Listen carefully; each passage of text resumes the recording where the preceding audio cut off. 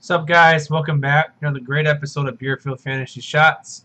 It's that time again this week. It's Waiver Wire Tuesday. I'm Dan Theory at Theory BFF Two Shones. You can follow my co-host Nick Sparts at Nick Sparts with the Z, not an S. Christopher Hopper at Hot BFF Two P's. We're in week 7. We're almost halfway through the fantasy football season. We are halfway through the fantasy football regular season. Saw a plethora of injuries last week. We got Zeke getting suspended again, which I'll get into more later. And let's just jump into the waivers. I'm going to do things a little bit differently, for at least for running backs and receivers. As I talk about them, I'm going to have them put in order of importance and based on my opinion. Quarterbacks, tight ends, and defense can all be subjective. As a lot of them will vary for leagues. Speaking of quarterbacks, not a whole lot of them this week.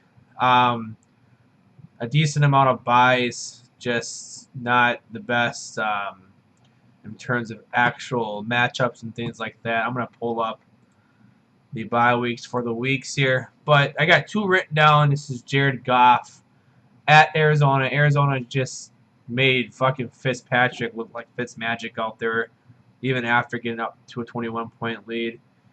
Their defense is better than the stats suggest, with AP running well and being balanced. I expect their defense to get a little bit better. The Rams are a fun team to watch, and Goff isn't just honing in on one guy. He's passing the ball around. Getting all three of his receivers targets, 2 of his tight ends targets. And Gurley does fucking Gurley things, and his defense is good enough to keep them in games and keep things interesting. Arizona, like I said, is the 30th ranked defense against quarterbacks right now. So I love Jared Goff.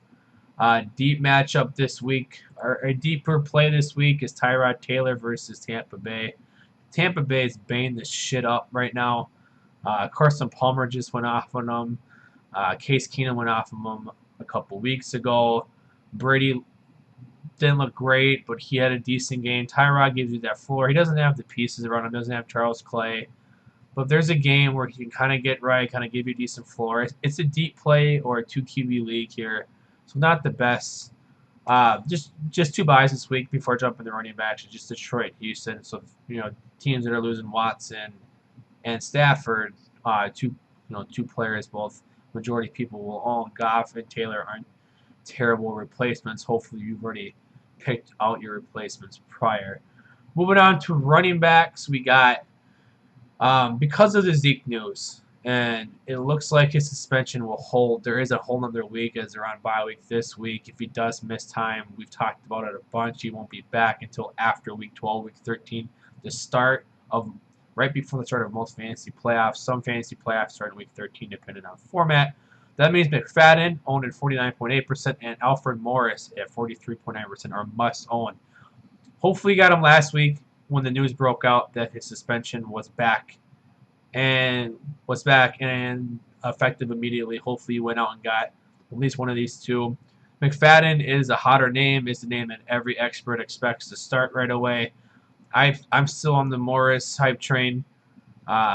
Morris looked better in almost everything since preseason. I don't also buy into the whole McFadden's been inactive because he's too much like Zeke. I know that's what all the Dallas experts and the Dallas beat writers are saying, but it's just you're gonna have your best players active regardless of how their role looks like. Chris Ivory in Jacksonville isn't a pass catching back. He's more like Leonard Fournette. He's been active even with TJ. Yeldon hurt. So I don't necessarily buy into this whole McFadden's better than McFadden's been inactive because he's too much like Zeke. I would still go McFadden in a PPR league, at least full point, half point. I'm giving it to Morris, or half point and standard. I'm giving it to Morris. Either way, one of these guys should be owned if you can get them. Next, the most random of this against a very tough matchup last Sunday night, excuse me. Orleans Darkwa. We thought it was Wayne Gallman. Thought it was Paul Perkins. It's actually Orleans Darkwa who's put together another strong week. 21 attempts on 121 yards he got against Denver. in an offense that should have looked one-dimensional from the beginning. So, Rolling Star Club, 4.5% needs to be owned. He should have been picked up last week. Hopefully, you got on that. Most people didn't. I know I've been on the Wayne Gallman train. A lot of that was because of Darkwa's injury. Just the fact that he hasn't been healthy all season. But Darkwa going forward is the starter. Gallman did get involved, but Darkwa got the majority of the touches, especially carries. So Darkwa needs to be owned. Next, Wendell Smallwood, 35.2. He's coming off injury. They expect him to be back and playing against Washington Monday night. And the last couple of weeks with him out, they haven't really passed the running backs. They haven't really needed to with the emergence of Aguilar and Elshon doing Elshon things, Ertz being Ertz, and Torrey, and even Matt Collins getting in on plays. But they do miss being able to throw it to their running backs out of the backfield. Wendell Smallwood, again, needs to be owned in all leagues. And especially if you're looking for another pass catching back, which a lot of people are. Moving on, next, Alex Collins, 29%. He finally was able to kind of space out, or not space out, gain some more snaps or some more carries between him and Buck Allen. I believe it was 15 and 10. Collins has been very effective this year when he's running the football. He's just had his injury, or not injury, his fumbling issues.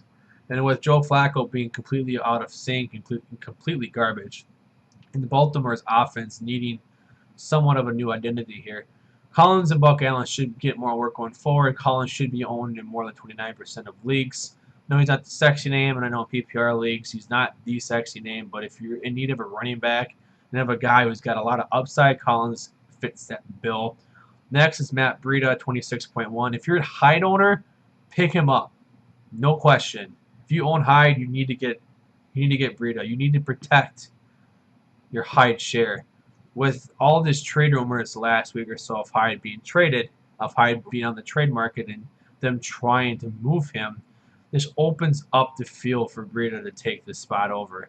And if Hyde gets hurt, which he's been known to do every year he's been in the league, he's going to get his work. He's already shown what he can do when he's either been out or been, I guess, ineffective. And he's been able to get work in the passing game. He is not a higher upside kind of guy. He's a good PPR floor. But like I said, if you own Hyde, you need to own Breida. You need to protect that running back share. With all the injuries mounting up, you need to be able to, feel comfortable about having a RB1 if one guy goes down or gets traded in this case too. Next, Marlon Mack at 23.8%. He's been the best back in this backfield. I don't understand what happened with the Colts last night. I'm not really able to watch a lot of Monday night games due to work. But he's been better than Frank Gore, and Frank Gore got a shit ton more work.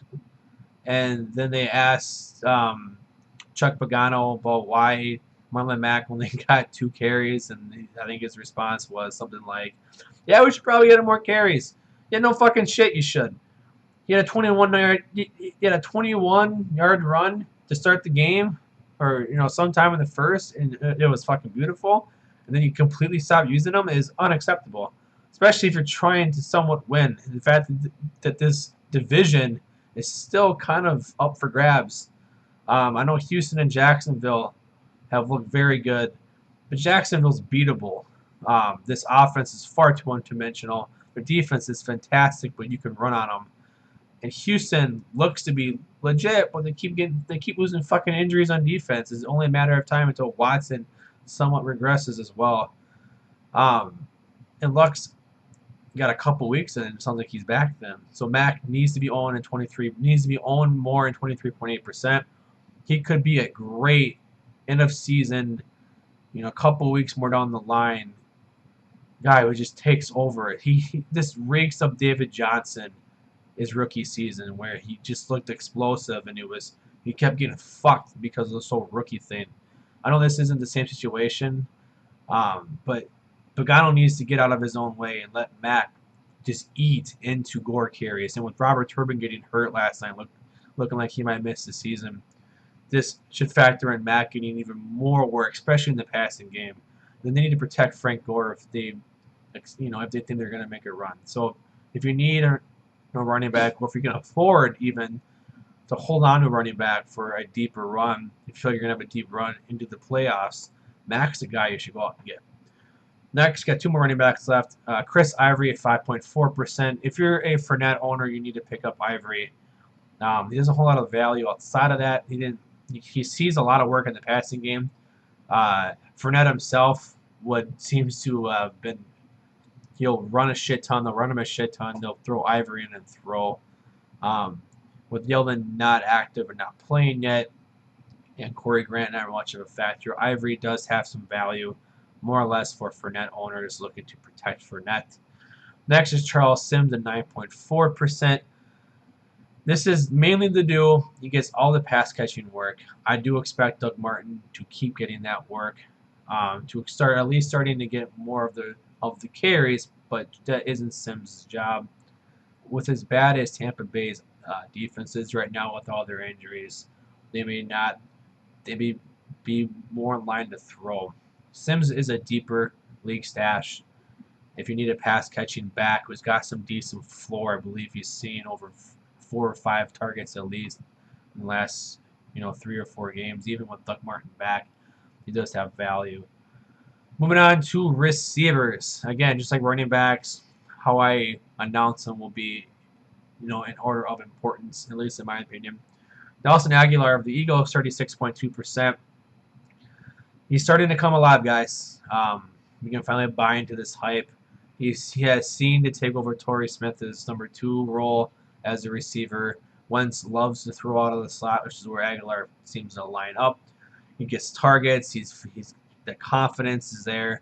With Alshon on the outside, it takes away into the top coverage. With Ertz over the middle, they have to respect Ertz almost as much, if not more, than Aguilar, which frees up Wentz to hit one of his newer favorite targets out of the slot. He needs to be owned. With all these bye weeks coming up, you're going to need a guy that you can somewhat trust, and Aguilar is becoming that right now.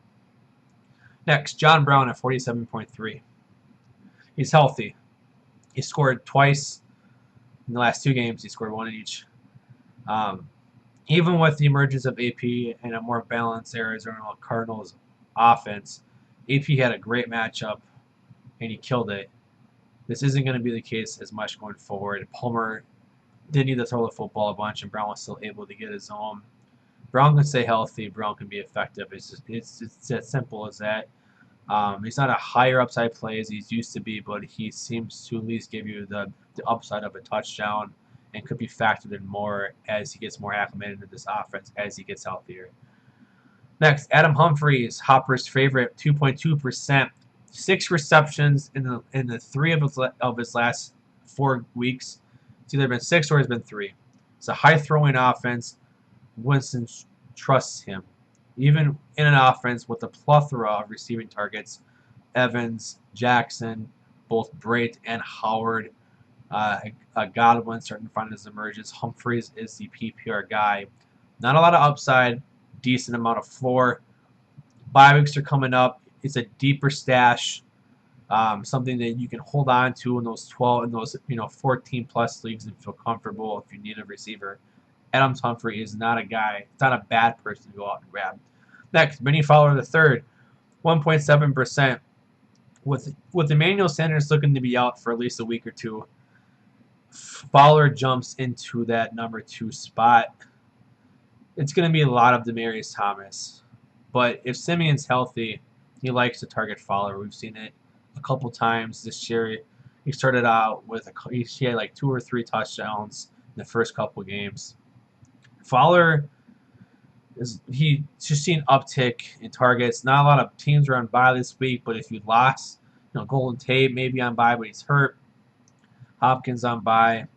We've seen injuries. Not even just receivers, but to their quarterback. If you don't feel comfortable with Cobb, going against Saints defense that is on the upwards right path.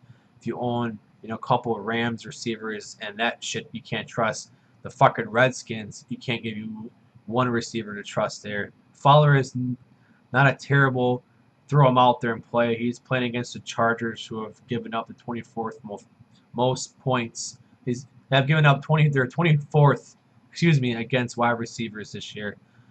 Not a terrible matchup. Next, speaking of Rams receivers, speaking of trust issues, but speaking of a massively good matchup, Cooper Kupp, 38.5%. Great matchup. The Cardinals have been completely terrible against quarterbacks and receivers this year. They're pretty damn good against running backs.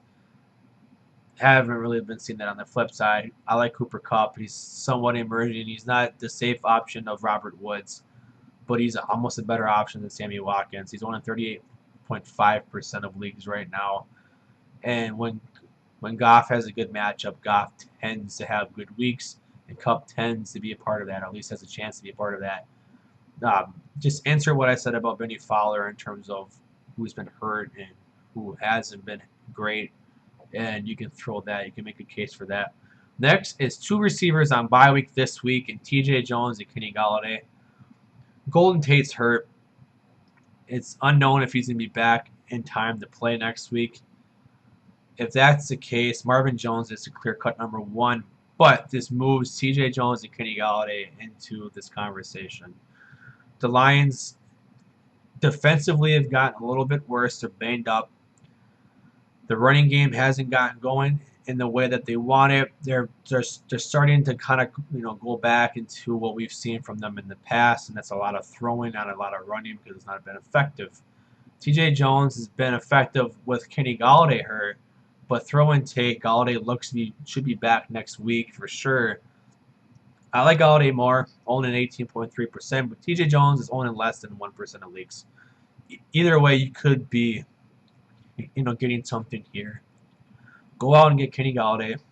For the Golden Tate owner, definitely go out and get Kenny Golladay.